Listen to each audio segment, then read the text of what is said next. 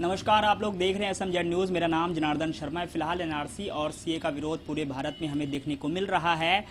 लगभग 30% लोग इस कानून के खिलाफ हैं और लगभग 70% लोग इस कानून के फेवर में हैं। हालांकि खिलाफ में नारेबाजी हमें ज़्यादा देखने को मिल रही है। और लुधियाना के दाना मंडी में हमने कुछ दिन पहले कवरेज किया था, जहां पर हमने देखा था कि हिंदू, मुस्लिम, सिख सभी लोग सीए और एनआरसी का विरोध कर रहे हैं। तो आज हमारे साथ बात करने के लिए लुधियाना के हिंदू शक्ति मोर्चा के अध्यक्ष मौजूद हैं, जिनका नाम है रोहित साहनी। सर, सबसे पहले तो SMZ न्यूज़ में आपका बहुत बहुत स्वागत है। नमस्कार सर, आपको नहीं लगता सीए जो है वो गैर संवैधानिक है? आप किस तथ्य के साथ ये चीज कह सकते हो कि सीए और एनआरसी गैर संवैधानिक है? सर, ये इस तथ्य के साथ कह सकते हैं क्योंकि इसमें 6 धर्मों का जिक्र है, लेकिन एक धर्म जो मुस्लिम है वो जिक्र नहीं है। इस कारण पहले तो सबसे पहले जो कानून बना है उसको समझने की बहुत ज़्यादा ज़रूरत है। आप ये देखिए, सन 1947 में जब डिवाइडेशन हुई है हिंदुस्तान की, तो एक समुदाय ने, स्पेशल एक कम्युनिटी ने अपने लिए एक अलग देश की मांग करी, जिसका नाम है पाकिस्तान। अब आप एक चीज़ देखो कि पाकिस्तान में जो मिनोरिटी, जिसको हम बोलते थे हिंदू, वहाँ पे मिनोरिटी है, सिख जो सिख कम्युनिटी है वो मिनोरिटी है, वहाँ पे उनकी हालात क्या हैं। अब अगर एक देश धर्म के आधार पे बन रहा है, अगर हिंदुस्तान में जो मैक्सिमम जो आबादी है वो है हिंदुओं की, अगर उसको हम उस बेस को रख के अगर सरकार ने कोई कानून बनाया है तो उसका विरोध क्यों? पहली बात। और दूसरी बात, जैसे आप बोल रहे हो कि एक धर्म को इन्होंने ऐड नहीं किया, 5-6 धर्मों को ऐड कर लिया, उसमें आप समझो कि धर्म सीए और एनआरसी में डाला क्या है उन्होंने ये बोला है कि जो लोग, जो कम्युनिटीज जिनका नाम आप ले रहे हो, चाहे हिंदू है, चाहे सिख है, जैन है, बौद्धी है, जो धर्म के नाम पे प्रताड़ित हो रहे हैं दूसरे देशों में, जैसे मुस्लिम कंट्री है, दुनिया में सबसे ज़्यादा मुस्लिम कंट्रीज हैं, ठीक है, उनमें जो लोग धर्म के नाम पे प्रताड़ित हो रहे हैं, वो संरक्षण उनको हिंदुस्तान में मिल जाएगा। उसमें भी ऐसा नहीं है कि वो वहाँ से आए और उनको नागरिकता मिलेगी। उनके लिए जो टाइम पीरियड है वो 6 साल का है। और इसमें कहीं पे भी नहीं लिखा कि जो मुसलमान है उनको नागरिकता नहीं मिलेगी, वो भी आएंगे, लेकिन उनका जो पीरियड है वो 12 साल का है। ये सिर्फ और सिर्फ हमारे देश का दुर्भाग्य है। ये सबसे बड़ा देश हमारा भारतवर्ष, सबसे बड़ा दुनिया का लोकतांत्रिक देश है, लेकिन लोगों ने इस लोकतांत्रिक देश, जो हमारे लोकतंत्र में, जो संविधान में जो हमारे कानून बना हुआ है, जो ये धर्म के ठेकेदार बन रहे हैं, इन्होंने उसको आधार बना के लोगों को खराब करने का, देश के माहौल को खराब करने का ठेकेदार या जिम्मा ले लिया है। अदरवाइज कुछ नहीं है। एनआरसी में कहाँ पे, सीए में कहाँ पे लिखा है? आप कानून को पढ़ो। आज की डेट में नेट के ऊपर, सोशल मीडिया के ऊपर सब कुछ पड़ा है, गूगल में सर्च करो, सब कुछ आ रहा है। आप बताओ ना, देश के प्रधानमंत्री ने, देश के राष्ट्रपति ने, गृह मंत्री ने, किसने बोला कि मुसलमानों को यहाँ से निकालना है? नहीं सर, आपने अभी संविधान का जिक्र किया। हमारे संविधान में आर्टिकल 14 के मुताबिक ये साफ कहा गया है कि हम हिंदुस्तान में रहने वाले और जो नहीं भी रहने वाले, हम किसी में भेदभाव नहीं करेंगे। तो फिर आपको नहीं लगता सीए में मुस्लिम धर्म को नहीं लेकर भेदभाव नहीं है कि हमारे ये संविधान के खिलाफ नहीं है? सर, ऐसा नहीं लगता आपको? क्या भेदभाव क्या किया है? मैं आपसे, भेदभाव ये है कि इसे मुस्लिम कम्युनिटी को लिया नहीं गया है इस कानून में। कहाँ पे नहीं लिया गया सर? सर, जो बाहर के, जैसे सर, आप मेरी बात सुनिए सर, एक मिनट। आसाम में एनआरसी हुआ, 19 लाख लोग इस कानून के जरिए बाहर हुए। वो सारे मुसलमान थे? 14 लाख हिंदू थे सर। अब सीए के जरिए हिंदू को ले लिया जाएगा और मुसलमानों को बाहर कर दिया जाएगा। बात नहीं समझ रहे। 2011 में आप असम की बात कर रहे हो। 2011 में वहां पे एनआरसी लागू हुआ। 19 लाख लोग जो है उनकी, वो देश के नागरिक नहीं थे, ठीक है जी। उसमें आप ये देखो भी, उसमें बांग्लादेशी घुसपैठिए कितने थे? 122-25 करोड़ की आबादी हिंदुस्तान की अपनी हो रही है आज की डेट में। कहीं रोहिंग्या से कोई देश उजड़ता है, वो आके हिंदुस्तान में बसने की बात करते हैं। बांग्लादेश वाले उजड़ते हैं, वो आके हिंदुस्तान में बसने की बात करते हैं। देश की इकोनॉमी कहाँ पे जाएगी? आप बात लेके जल जाते हो। हमारा दुर्भाग्य, मैं फिर बात कर रहा हूं, जब देश के भविष्य की बात आती है, देश की तरक्की की बात आती है, हम लोग धर्म को पकड़ के बैठ जाते हैं। भी धर्म के नाम पे अगर 19 लाख लोग असम में हमने पकड़े हैं, अगर अब ये आप कैलकुलेशन लगा रहे हैं, उसकी जगह अगर 14 लाख मुस्लिम होते फिर? सर देखिए, सवाल तो यही है ना कि इस एनआरसी का जो रिजल्ट आसाम में देखने को मिला है, सीए के जरिए हिंदुओं को ले लिया जाएगा। आप इकोनॉमिक की बात करें, 14 लाख से क्या जो 14 लाख हिंदू है उनसे इकोनॉमिक फर्क नहीं पड़ेगा हमारे भारत के? क्यों? अभी तक तो ऐसा कोई ऑफिशियल बयान नहीं आया कि 14 लाख हिंदुओं को। आपने बोला ना, आपने बोला, बाकी सर ऑफिशियल है 14 लाख नहीं, अभी तक ऐसा कोई बयान नहीं आया। दूसरी बात, मैं अभी आपको बता रहा हूँ, कानून में लिखा हुआ है। आपने मेरी बात सुनी नहीं। जी। वहां पे एनआरसी में, सीए में, कहीं पे भी ये नहीं लिखा भी जो मुसलमान है उनको नहीं लिया जाएगा। उनकी जो अवधि है वो 12 साल की है। आप पढ़ो उसको। पढ़ा है मैंने। हिंदू है या जैन है या बौद्ध है, उसकी अवधि 6 साल की है। और एक बात बताओ ना सर, पाकिस्तान में मुस्लिमों को प्रताड़ित कौन करेगा? प्रताड़ित तो हिंदू है, उसका ना वहां पे कर रहे, ना हिंदुस्तान उसको कबूले, फिर हिंदू कहां पे जाएगा? मुस्लिम कंट्री एक बनाई है। मुसलमानों को हमेशा यही होता है, आप बयान पढ़ते हो, आप सोशल मीडिया पे मुसलमान जो लीडर हैं इनके बयान आते हैं, हम 15 करोड़ हैं, हम 20 करोड़ हैं, 5 मिनट के लिए हमें खुला छोड़ दो, पुलिस को हटा दो, हम भारत को सत्यानाश कर देंगे, हम 100 करोड़ हिंदुओं को मार देंगे। जिनकी सोच मेंटेलिटी ऐसी आ रही है कि मतलब वो हिंदुओं के खिलाफ ही चल रहे हैं। अगर हिंदू फिर अपने बारे में सोच रहा है तो उसमें प्रॉब्लम कहाँ पे आ रही है? आप मेरे को बताओ। नहीं, प्रॉब्लम ये है ना कि सर संविधान का ये हनन है ना सर, क्योंकि अब जहां हमारे संविधान में साफ साफ लिखा हुआ है कि हम किसी के साथ भेदभाव नहीं कर सकते, तो ये सर भेदभाव ही हुआ ना कि मेरी बात सुनिए सर, देखिए एनआरसी असम में लागू हुआ, ठीक है सर, उसके बाद जो एनआरसी में 14 लाख लोग हिंदू हुए उन्हें सीए के जरिए नागरिकता मिल जाएगी, लेकिन मुसलमानों को बाहर कर दिया जाएगा। इस कारण जो है पूरे भारत में अलग अलग हिस्सों में प्रोटेस्ट हो रही, इतनी हिंसा भी हमें देखने को मिली है। भाई आप एक मेरी बात समझिए, हिंसा हो रही है, आपकी बात सही है, लेकिन एक हिंसा का वजह क्या है? हिंसा की वजह क्या हो रही है? कुछ मुसलमान भाइयों की मैं भी आपके चैनलों के थ्रू मैं भी सुनता हूं, जो पढ़े लिखे हैं, जो समझदार हैं, जो राजनीतिक आदमियों के हाथों की कठपुतली नहीं है, कि एनआरसी और सीएमए में ऐसा कुछ भी नहीं है कि जो यहाँ के बाशिंदे हैं मुसलमान, जो यहाँ का नागरिक है, जो यहाँ जिनकी पुश्त दर पुश्त यहाँ पे रह रही है, उनके लिए तो कोई नुकसान ही नहीं है। जो बाहर से आया हुआ है हम क्यों दें उसको शरण? एक बात आप समझिए, अगर जो बाहर से आ गया इलीगल आपका घर है, आपके घर में मैं इसको बोलूं भाई साहब आप आके रह जाओ, आप किस हक से उनको रहने दोगे? आप क्या सोचोगे भी मैं 14 ये आर्टिकल है संविधान का या इंसानियत का, ये मेरे घर पे आ गए जी, अब मैं इनको इनके नाम पे रजिस्ट्री करा दूं? ऐसा नहीं होता। जो लोग, जो मुसलमान भाई यहाँ से बाय बर्थ रह रहे हैं, जो हिंदुस्तान के बाशिंदे हैं, जिनकी पुश्त दर पुश्त यहाँ पे चल रही है, चाहे वो पार्टीशन के टाइम पे नहीं गए, यहीं पे हैं, तो उनको तो सरकार ने कुछ बोला ही नहीं। जो लोग शरणार्थी हैं, जो लोग यहाँ पे आए हैं, चाहे 20 साल से हैं, चाहे 25 साल से हैं, चाहे 30 साल से हैं, जो इलीगल वे से रह रहे हैं, उनको रहने का हक ही नहीं है। इसलिए तो देश का कानून के हिसाब से ही है ना, 14 आर्टिकल में अगर दिया हुआ है, कोई भेदभाव नहीं हो रहा है। ये कानून की बात, आप दो बातें कर रहे हो, एक तो आप कानून का हवाला दे रहे हो, दूसरी बात आप इमोशनल बात कर रहे हो।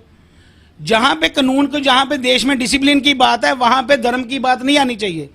जो लोग, मैंने आपको बड़ा सिंपल से, धर्म की बात तो बीजेपी कर रही है ना सर, सीधी सी बात है, उन्होंने एक धर्म को बाहर कर दिया तो धर्म की बात वो कर रहे हैं ना सर। आपका शुभ नाम क्या है? जनार्दन शर्मा। जनार्दन शर्मा जी, एक बात बताओ, मैं अमूलन ना आपके चैनल के माध्यम से, बड़ा दुर्भाग्य है कि आपके जो एंकर भी हैं या कई चीजें ना, वो एक ही बात में टारगेट करते हैं, हिंदू कट्टरवादी हैं।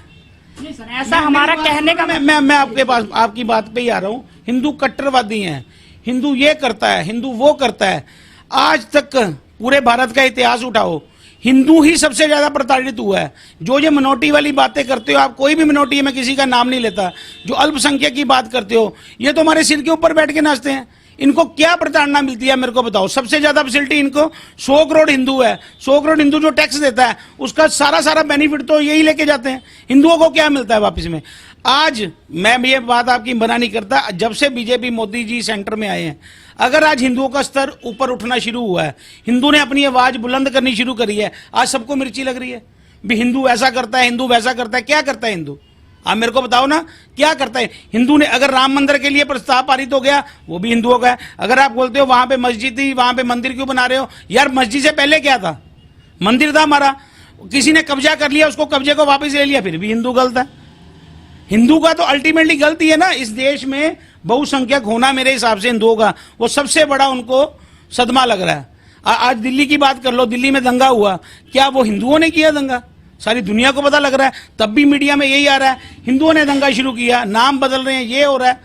आप सब चीज से जानू हो, सब चीज आप देख रहे हो। देखो मेरी एक सीधी सी बात है, मैं किसी धर्म विशेष पे कोई टिप्पणी नहीं करता। हम सब भाई भाई हैं। एक दुनिया का सबसे बड़े लोकतांत्रिक देश में हम रह रहे हैं, जहां पे सब धर्मों का आदर होता है, सब धर्मों का पालन होता है। आप भी हिंदू हो, मैं भी हिंदू हूं, लेकिन हमारा कोई मुसलमान भाई अगर हमें इनवाइट करता है, हम उसके फंक्शन में भी जाते हैं। हम जब अपना फंक्शन करते हैं वो हमारे घर में भी आता है या हमारे फंक्शन में भी आता है। लेकिन कुछ राजनीतिक पार्टियां, ठीक है, आज यहाँ पे शाहीन बाग 2 बना हुआ है लुधियाना के अंदर, आप बोल रहे हो, मैं इंटरव्यू करके आया हूँ। क्या हमारे लुधियाना प्रशासन को, जो अगर बात कानून की आती है तो कानून सब में देश के लिए एक होना चाहिए। लुधियाना में मानयोग पुलिस कमिश्नर साहब ने धारा 144 लगाई हुई है, क्या इन लोगों के ऊपर धारा 144 लागू नहीं होती? अगर 3 से धारा 144 में क्या होता है, 4 से ज्यादा बंदे एक जगह पे खड़े नहीं हो सकते, कोई प्रोटेस्ट नहीं कर सकते। पिछले 1-1.5 महीने से ये वहां पे 50, 100, 200, 500, 1000 बंदा इकट्ठा होता है। क्या ये धारा 144 का उल्लंघन नहीं है? फिर ये कहते हैं हमारे साथ धक्का हो रहा है। एक कानून की पालना ही नहीं हो रही और कानून इनके ऊपर कार्रवाई भी नहीं कर रहा। फिर आप कैसे सोच सकते हैं मिनोरिटी को यहाँ पे फैसिलिटीज नहीं है? और क्या आज यही हिंदू कोई भी हम भी धरना लगा दे तो पुलिस हमारे ऊपर पर्चा दे देगी। इनके ऊपर तो 2 महीने से पर्चा नहीं हो रहा, फिर भी ये प्रताड़ित है। तो प्रताड़ना किसको बोलते हैं? सर, कुछ दिन पहले मैं लुधियाना के दाना मंडी में जाकर वहां लोगों से बात की थी। उन्होंने एक बात का जिक्र किया कि जो हमारे इंदिरा गांधी के समय पर फखरुद्दीन अहमद अली नाम के राष्ट्रपति थे, उनको छोड़ के उनके परिवार का नाम एनआरसी में आ गया। तो ये कैसे सही हो गया सर? और कई सारे जो आर्मी ऑफिसर्स हैं जिन्होंने 71 के युद्ध में काफी मतलब महत्वपूर्ण भूमिका निभाई है, उनके परिवार का नाम असम में लिस्ट में एनआरसी में बाहर हो गया है, तो उसके लिए आपको नहीं लगता ये प्रक्रिया गलत है? सर, प्रक्रिया गलत है या सही है, एक बात मैं ना एक एग्जांपल देता हूं आपको। आपके घर के सामने ना कूड़े का ढेर लगना शुरू हो गया। जिस दिन वो पहले दिन से लगना शुरू होगा आपको बहुत ज्यादा तकलीफ होएगी, स्मेल आएगी, लेकिन आपका वश नहीं चलेगा, आप उसको उठा नहीं सकते। आप 2 दिन बाद, 4 दिन बाद, 6 दिन बाद, जनार्दन जी आप उसको बोलोगे यार आप हैप्चुअल हो जाओगे उसके लिए, वो 2 साल, 4 साल, 10 साल पड़ा रहेगा, आपको उसमें से स्मेल नहीं आएगी। 10 साल बाद मेरे जैसा बंदा जब आपके घर के बारे में सोचेगा, मोहल्ले के बारे में सोचेगा, मैं उसको उठाऊंगा ना, तब आप मेरे को सबसे ज्यादा गालियां दोगे। उसका रीजन क्या होगा? क्योंकि 10 साल की जो बदबू है वो आपको 10 साल बाद एक बार में सूंघने को मिलनी है, लेकिन फिर 1 हफ्ते बाद आप मेरे को दुआ दोगे। 70 साल कांग्रेस ने देश पे राज किया है और बेड़ा गर्क किया है। आपको सब पता है, हर वर्ग का, हर समुदाय का, सिर्फ धर्म के नाम पे राजनीति हुई है। यहाँ पे जितने दंगे हुए हैं, सब कुछ हुआ है कांग्रेस के कार्यकाल में हुआ है। मैं कोई राजनीतिक पार्टी से बिलोंग नहीं करता, भी मैं बीजेपी का फॉलोअर हूं ना, मैं बीजेपी को, लेकिन अगर एज ए ले मैन भी हम देखें, अब 7 साल हो गए, 8 साल उसमें 7 साल में सरकार में हो गए। अब ये देखो, सरकार में एक भी घपला बीजेपी सरकार में, जो हर साल 10,000 करोड़, 20,000 करोड़ कॉमनवेल्थ की लगा लो, 70,000 करोड़, ये घपले कहां पे हैं? कुछ भी नहीं है। आज अगर सरकार एक 70 साल के सिस्टम को, आपके घर का बजट है ना, आप घर में आपका 20,000 रुपए का बजट होता है, अगर वो भी आपसे हिल जाए ना तो आपको कम से कम 5-6 महीने लग जाते हैं उसको सेट करने में। ठीक है, एक देश का सिस्टम 70-75 साल से एक पार्टी ने राज किया है, पीढ़ी दर पीढ़ी। एक परिवार ने राज किया, पार्टी ने राज नहीं किया, एक परिवार ने राज किया। 70 साल देश को खोखला कर दिया, अब उसकी जड़ें भरने में टाइम नहीं लगेगा। अगर देश में जीएसटी, कांग्रेस के टाइम में प्रणाली बनी, इन्होंने शोर डाल दिया जीएसटी जीएसटी जीएसटी। यार जीएसटी क्या है? इंटरनेशनल लेवल का एक फॉर्मेट है। आज 100% जीएसटी लागू हुआ है तो 90% लोगों का कच्चे का काम बंद हो गया। सरकार के पास रेवेन्यू बढ़ेगा, अल्टीमेटली वो सरकार के पास ही आएगा। अगर देश में अच्छी सरकार है तो वो उसका जो आउटपुट है, उसका रिवर्ट है, वो लोगों को ही मिलना है। अब ऐसी सेम इसमें अगर कोई कानून बन रहा है उसको बनने तो दो। अभी लागू ही कहाँ हुआ? अभी लागू ही कहाँ हुआ? अभी तो शुरू ही नहीं हुआ, शुरू होने ही नहीं दिया। दिल्ली में दंगे करवा दिए, 34 लोग मर गए। कौन मरा? ना हिंदू ना मुसलमान, 45 लोग। उसमें क्या मरा? आप किसकी वैल्यूएट करते हो? उसमें ये मरे जो शाहीन बाग बैठे हैं, ये मरे, जो दिल्ली में बैठे हैं बड़ी बड़ी कोठियों में, वो मरे? नहीं मरा। आम लोग, आपके जैसे और मेरे जैसे लोग मरे, जिनका इस चीजों से कोई लेना, लोगों के घर जला दिए गए, कोई लेना देना ही नहीं। कोई आपको आप ह्यूमन बीइंग हो। मेरी बात सुनिए, आपने जैसे जिक्र किया प्रताड़ना की, अहमदिया समाज पाकिस्तान में, उनके साथ भी प्रताड़ना होती है, और जो नेपाल में मेरे ख्याल तमिलिया जो है उनके साथ भी प्रताड़ना, उनको नहीं लिस्ट में रखा गया। तो सभी वर्ग को रखा है? नहीं सर, अहमदिया समाज को नहीं ना रखा गया है। समाज में समझा नहीं आपकी बात।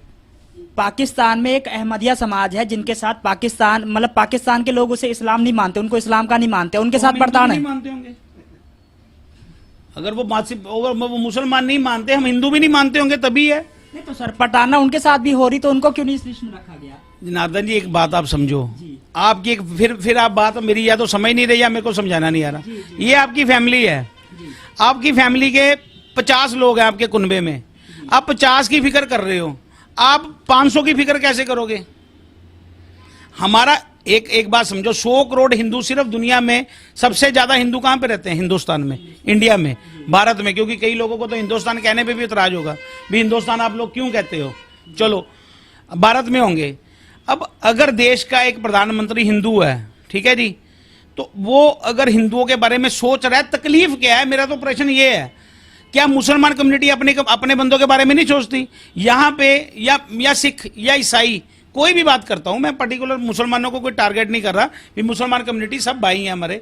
लेकिन अगर हर लोग, ये लोग जितने हैं, जितने ये कट्टर धर्म है, कट्टर धर्म वाले अपने बारे में नहीं सोचते। कई बार बयान आता है, तुम 6-6 बच्चे पैदा करो, तुम 8-8 बच्चे पैदा करो, क्योंकि जितनी हमारी आबादी बढ़ेगी उतना हम देश पे राज करेंगे। यार उन बयानों पे क्यों नहीं इंटरव्यू चलते? उन बयानों को क्यों नहीं दिखाया जाता? उन बयानों के ऊपर क्यों नहीं चर्चा होती? अगर आज हिंदू समुदाय के लोग, हिंदू समाज अपने बारे में सोचने लग गया, अपने जो हमारे जो हिंदू भाई हैं जो दूसरे देशों में प्रताड़ित हो रहे हैं, जो कट्टर इस्लामिक कंट्रीज हैं, उनके बारे में अगर हमारे देश के प्रधानमंत्री सोच ले, तकलीफ कहां पे है इनको?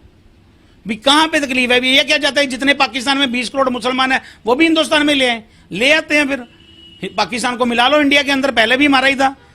वो टुकड़ा काट के हम नहीं दिया ना, वो टुकड़ा फिर अंदर ले लेते हैं, फिर इनको भी ले लेते हैं साथ में। शाहीन बाग के बारे में क्या कहना चाहते हैं? सर, बेवकूफ़ी वाला काम है। अगर देश को तरक्की की राह पे लेके जाना है, ठीक है, अमेरिका में प्रोटेस्ट नहीं होते, कानून हर जगह बनते हैं, लोकतांत्रिक देश है। सिर्फ ये है कि चलो, मैं ये नहीं कहता भी संविधान हमारा कोई गलत है, बहुत अच्छा संविधान बना हुआ है, लेकिन टाइम टू अकॉर्डिंगली कुछ ना कुछ चेंजेस आनी बहुत जरूरी है, ठीक है ना। जिस तरह से माहौल चल रहा है, जब संविधान हमारा बना था तब ये नहीं पता था भी देश में ऐसे वाला माहौल भी चलेगा, ठीक है ना।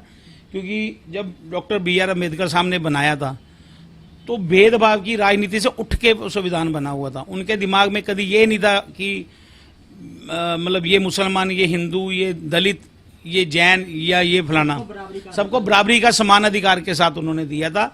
लेकिन ये देश के लोगों ने नहीं, देश की जो राजनीतिक पार्टियां हैं, क्योंकि ये अगर हम लोग सियाने हो जाएंगे, अगर मैं पढ़ा लिखा हो गया, मैं सियाना हो गया, या मेरे को अकल आ गई अपने देश का नेता चुनने के लिए, तो मैं किसी को भी नहीं चुनूंगा। क्यों? पिछले 5-10 साल से जो नोटा का एक प्रोविजन दिया हुआ, उसमें क्वांटिटी परसेंटेज क्यों बढ़ रही है? क्योंकि जो नई पनीरी है, जो 20 साल का हो रहा है, जो 18 साल का है, आज की डेट में समझदार है, एजुकेशन लेवल बड़ा है, तो वो उस हिसाब से नोटा के ऊपर जा रहा है। क्योंकि इनमें से सब वो देखते हैं सब कुछ भी, ये सब जो है एक ही लेवल पे राजनीति करते हैं, लोगों को लड़ा के धर्म के नाम पे। पंजाब का माहौल सन 1980 से लेकर 1992 तक आतंकवाद में रहा है। क्यों रहा है? क्या हिंदू सिख का आपस में कोई लड़ाई है? आप बताओ। बिल्कुल नहीं। पंजाब में रहते हो, हिंदू सिख की कोई लड़ाई देखी है आपने? कोई मतलब धर्म में हमारी कोई प्रॉब्लम हो? कोई भी हिंदू है, ठीक है, वो गुरुद्वारा साहब में जाता है, कोई भी सिख भाई है वो मंदिर में भी जाता है, ठीक है। रीति रिवाज हमारे 90% तक सेम है। मरने के बाद हमें भी सड़ना है, सिख भाई को भी सड़ना है, मतलब काफी सेम है। बस वो है कि हम ओम्बू बरा सुबह कह रहते हैं, वो अपनी गुरु ग्रंथ साहब जी से कोई भी पाठ है वो करते हैं। तो जो ये चीजें हैं, तब का माहौल भी पंजाब का जो खराब किया था वो कांग्रेस पार्टी की देन था। तब भी माहौल जो पंजाब का खराब हुआ, आतंकवाद की भट्टी में जला, वो कांग्रेस पार्टी ने जला। उसका भुगतान आज तक हिंदू कौम और सिख कौम दोनों बराबर जो है वो झेल रहे हैं। क्योंकि 1984 में दंगे हुए दिल्ली में, उसकी भरपाई 3,000-4,000 लोग जो मरे सिख भाई, उसकी भरपाई कहाँ होएगी? जो हिंदू 30,000 हिंदू यहाँ से पंजाब में बसों में से निकाल के मारे, उसकी भरपाई कहाँ होएगी? हम लोग तो बात करके बंद कर देते हैं, लेकिन जिनके परिवार का कोई सदस्य गया हुआ है, जिनके परिवार का कोई बंदा गया है, वो आज तक, वो 30 साल हो गए इस चीज को, लेकिन वो आज तक भी नहीं भूल सकते। जब तक जिंदा रहेंगे तब तक भी नहीं भूल सकते। तो वो ड्यू टू इन राजनीतिक पार्टियों, कोई मुद्दा नहीं है देश के अंदर। आज लुधियाना में भी ये शीन बाग में बैठे हुए हैं, क्या है आपने बात करी, वहां पे हिंदू, सिख, मुसलमान, ईसाई सब बैठे हैं। कहाँ पे हैं भाई? मेरे को दिखाओ। देखा है सर, पहले दिन गए थे वहां, हमने देखा। भाई मेरे को पास ना परसों एक वीडियो आ रही थी दिल्ली की, जहां पे एक कम्युनिटी की लेडीज को 500-500 या 1,000 रुपए देके धरने पे बिठा रहे थे। बल्कि लोगों को ये सोचना चाहिए, इनको फंडिंग कौन दे रहा है? एक प्रोटेस्ट के पीछे पैसा कौन लगाता है? जिसका कोई मोटिव हो, बिना स्वार्थ के तो मैं पैसा लगाऊंगा नहीं। एक संस्था पीएफआई का भी जिक्र आया था, 120 करोड़ रुपए खर्चे थे उन्होंने, जो केरल की संस्था है। यूपी में जो दंगे हुए थे उसके लिए 120 करोड़ रुपए का फंडिंग की गई है। किसको फंडिंग करेगी? लोगों को की गई है ताकि दंगे हो। भाई ये तो दुर्भाग्य ही है ना, मैं तो बोल ही रहा हूँ, पेड़ है सब कुछ, राजनीतिक पार्टियां ही करवा रही हैं। अब आप ये देखो, एनआरसी पे सारा कुछ, चलो शीन बाग में धरना 3 महीने से चल रहा था, सब कुछ ठीक था। आप मेरे को बताओ सोनिया गांधी जी को क्या तकलीफ थी, जो उन्होंने बयान दिया ऑफिशियल टीवी पे आके भी मोदी के खिलाफ सड़कों पे आ जाओ, अमित शाह के पुतले फूको, उसके बाद ही मॉल गरमाया गया। एक अमेरिका का राष्ट्रपति यहाँ पे दौरे पे आ रहा है, उस दौरान ही इन्होंने दंगे करवा दिए। आप इंटरनेशनल लेवल पे हिंदुस्तान की रेपुटेशन कहाँ पे लेके जा रहे हो? तो ये कौन करवाएगा? मोदी करवाएगा। लोग कहते हैं बीजेपी ने दंगा, बीजेपी करवाएगी भी? अमेरिका का राष्ट्रपति यहाँ पे और बीजेपी बोलेगी आप दंगे कर दो। दंगे से याद आया एक चीज, कपिल मिश्रा का बयान आपने सुना था? बिल्कुल सुना था। उन्होंने कहा था कि सड़कों पर उतरे, अगर यहाँ से खाली नहीं किया तो हम जबरदस्ती खाली कर। मिश्रा पे कार्रवाई करो, हम कम मना कर रहे हैं। तो आपको नहीं लगता? बराबर सी बात है अपना मिश्रा जी, शर्मा जी, एक बात मैं आपको बताऊं, मैं को ये नहीं कह रहा भी सोनिया गांधी ने जवाब उसमें अपना बयान दिया उस पर करो, कपिल मिश्रा ने किया करो। सरकार और कानून सबके लिए सेम होना चाहिए। अगर कपिल मिश्रा के भड़काने पे दंगा भड़का है तो उसके ऊपर कार्रवाई करो, हम तो उसके हक में है। ये थोड़ी वो हिंदू है उसके हक में नहीं, उसके हक में बोलना शुरू कर दें, फिर तो गलत बात ही है। अगर किसी मुसलमान लीडर ने दंगा भड़काया उसके ऊपर कार्रवाई होनी चाहिए, अगर किसी हिंदू ने भड़काया उसके ऊपर कार्रवाई होनी चाहिए, चाहे वो कोई भी लीडर हो। दिल्ली दंगों पर क्या राय है आपकी? क्या लगता है आपको? लगना क्या है, बंदे मर गए, अब क्या लगना है उसमें? जो करना चाहते थे राजनीतिक पार्टियां, देश का माहौल खराब, वो हो गया। अब उसमें शर्मा जी क्या राय मेरी राय जान के ये मेरी बात मोदी जी सुनेंगे या सोनिया गांधी सुनेगी? कहने का बात मतलब ये है कि आपकी राय क्या है, क्या लगता है आपको, किस पार्टी का ये हाथ है? भाई देखो, मैं कोई टिप्पणी करूं इस पे भी, इस पार्टी का हाथ है, इस पार्टी का हाथ है, इस कम्युनिटी का हाथ है, इस कम्युनिटी का हाथ है। मैं तो ये कहता हूं, जो आपने संविधान की बात करी है, देश में सुधार चल रहा है। मेरी सभी धर्मों के, सभी समाज के लोगों से, सभी राजनीतिक पार्टियों से मैं तो ये अपील करता हूं कि अगर देश तरक्की की तरफ जा रहा है, ठीक है, अभी तो क्या है कि मतलब वो ना प्रोसेस में चल रहा है। अभी कोई हम ये नहीं कहते कि देश फाइनेंशियली स्टेबल है या ग्रोथ में है या कुछ भी है, क्योंकि जितने 70-80 साल के पंगे थे, धीरे धीरे इंटरनेशनल लेवल पे इंडिया की जो छवि है बढ़िया हुई है। अब इंटरनल मैटर पे सरकार को काम करना है, तो वो सरकार तभी काम करेगी ना जब इन चीज़ों से फ्री हो पाएगी। अब आप मेरी एक जगह डिबेट थी फास्ट में तब भी बात हुई, धारा 370 में क्या मिला, अयोध्या मंदिर के मसले को मना के क्या किया। यार एक बात बताओ, जब से देश आज़ाद हुआ तब से धारा 370 कश्मीर का मुद्दा चल रहा था। अगर सरकार ने धारा 370 हटा दी, कश्मीर को एक राज्य के रूप में कन्वर्ट कर दिया, तो उसमें गलत क्या किया है? कम से कम जो इंटरनेशनल लेवल पे एक इशू चल रहा था बहुत ज्यादा, जो किसी को काम नहीं करने देता था, वो इशू तो खत्म हो गया। राम मंदिर का मुद्दा है, 70 साल से राम मंदिर का मुद्दा चल रहा है। क्या हो रहा है उसमें राजनीति हो रही है ना, कभी हिंदू बोल रहे हैं, कभी मुसलमान बोल रहे हैं, कभी कुछ हो रहा है। अगर वो आज सुप्रीम कोर्ट ने डिसीजन दे दिया, अब सुप्रीम कोर्ट ने डिसीजन दिया तब भी किसी समुदाय को प्रॉब्लम है कि ये नहीं जी सुप्रीम कोर्ट ने जानबूझ के डिसीजन दे दिया। आप क्या करोगे? अगर आप बोलते हो सुप्रीम कोर्ट भी मोदी ने खरीद ली, हिंदुओं ने सुप्रीम कोर्ट भी खरीद ली, हिंदुओं ने ये भी कर लिया, जो तो आपके हक में हो गया वो तो ठीक है, जो आपके अगेंस्ट हो गया उसमें आप बेकार हो, वो खरीदा हुआ है, वो हिंदू धक्का कर रहे हैं, तो इसमें कोई हल नहीं है।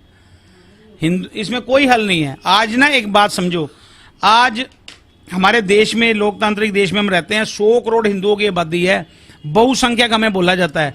आज हमारा तो दुर्भाग्य ये है कि 295 एक धारा होती है, क्या होती है? धार्मिक भावनाओं को हर्ट करने के लिए।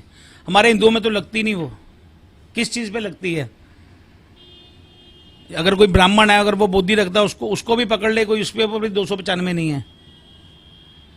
यहाँ पे कोई और धर्म का, कोई धर्म विशेष का बंदा जाके बोल ही दे जी मेरे को इसने धार्मिक सूचक गालियां दी हैं, तो तब भी 295 हिंदुओं के ऊपर लग सकती है।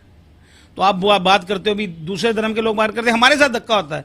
यार धक्का है कहाँ पे बताओ तो सही? जितनी फैसिलिटीज इंडिया में आपको मिली हुई हैं, वहां पे आप किस धक्के की बात करते हो?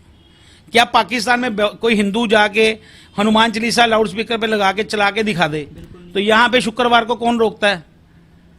यहाँ पे गुरुद्वारा साहब में पाठ करने को कौन रोक रहा है? यहाँ पे चर्च घर में लाउड स्पीकर लाने को कोई रोक रहा है? तो फिर भी धक्का है। अगर ये धक्का है तो पता नहीं फिर कैसे, फिर मतलब फैसिलिटीज कैसी होती हैं वो मेरे को नहीं पता। सी और एनआरसी का जो विरोध कर रहे हैं उनके लिए क्या संदेश आप देना चाहेंगे? मैं सभी भाइयों से एक ही अपील करूंगा भी देश को तरक्की की राह पे लेके चलें। ये राजनीतिक पार्टियों की कठपुतलियां ना बने, ठीक है जी। हम सब भाई भाई हैं, ये पुराना भाईचारा चल रहा है। हिंदुस्तान की सीमा अफगानिस्तान तक थी। हम महाभारत देखते हैं ना, तो कंधार नरेश जो धृतराष्ट्र से शादी हुई थी वो कंधार की थी। कंधार अफगानिस्तान में है, तो हिंदुस्तान की सीमा कहाँ तक थी? रिड्यूस हो के हम यहाँ पे आ गए हैं, ठीक है ना। तो ये जो कुछ मतलब असामाजिक लोग हैं जो हिंदुस्तान को बांटना चाहते हैं धर्म के नाम पे, और जो जो धार्मिक लीडर हैं खास करके किसी भी समुदाय के, मैं किसी समुदाय को एक पॉइंट आउट नहीं कर रहा है भी ये समुदाय पर्टिकुलर कर रहा है, किसी भी समुदाय के लोग हैं, उनको अपने दिमाग से सोचना चाहिए। भाईचारे के साथ रहिए, देश की तरक्की के अंदर योगदान डालें। जितनी एनर्जी हम इन चीज़ों में वेस्ट कर रहे हैं उतनी हम देश के लिए, देश की अखंडता के लिए, देश को आगे बढ़ाने के लिए चलाएं तो सबसे बढ़िया है। नहीं तो अदरवाइज ये दिल्ली दंगा हुआ है, लुधियाना में भी चल रहा है, कोई ना कोई शरारती लोग शरारत करेंगे, कुछ ना कुछ क्या पता लगता है। इन शरारतियों की कोई शक्लें नहीं है, ये पर्दे के पीछे काम करने वाले लोग हैं। तो मेरी अपील भी है, लुधियाना में भी जो लोग धरने पे बैठे हैं भी, एक कोर्ट है, कचहरी है, सुप्रीम कोर्ट है, हाई कोर्ट है। अब कोर्ट के माध्यम से अगर सरकार को रोक सकते हो, आपके पास सारी चीजें फैसिलिटीज हैं, पैसा भी आपके पास है, जो आप धरनों पे पैसा लगा रहे हो, अल्टीमेटली तो पैसा लग ही रहा है ना। आप धरनों पे लगाने की बजाय आप सुप्रीम कोर्ट में रिट डाल के बैठो, आप उनका विरोध करो। हाँ, मैं ये नहीं कहता कि विरोध क्यों कर रहे हो, लोकतांत्रिक देश है, संविधान के अंदर राइट है। मेरे को कोई चीज पसंद नहीं आई, मैं अकेला भी उसका विरोध कर सकता हूं। तो एक ये तो बात यहाँ पे कम्युनिटी की है भी, कम्युनिटी को लग रहा है कि हमारे साथ धक्का हो रहा है। अगर आपको लग रहा है तो उसका शांतिपूर्वक बैठ के, लोगों को बिना परेशान किए, आप सुप्रीम कोर्ट के थ्रू जाओ, हाई कोर्ट के थ्रू जाओ, वहां पे विरोध करो। लेकिन ऐसा कुछ ना करें भी आपस का जो भाईचारा है वो खराब हो। मेरी लोगों से अपील है कि भाईचारे को नुकसान ना पहुंचाते हुए अपना प्रदर्शन, अपना जो रोष है वो एक जेन्युइन तरीके से एक न्याय प्रणाली के थ्रू अपना रोष दर्ज करवाएं सरकार को। शुक्रिया सर। ये थे रोहित साहनी जी, जिन्होंने सी और एनआरसी पर अपना पक्ष रखा। देखते रहिए आप SMZ न्यूज़। मेरा नाम जनार्दन शर्मा है और लगातार हम आपको सी और एनआरसी को लेकर लुधियाना के बड़े बड़े लीडरों की बात आप तक रखेंगे। शुक्रिया।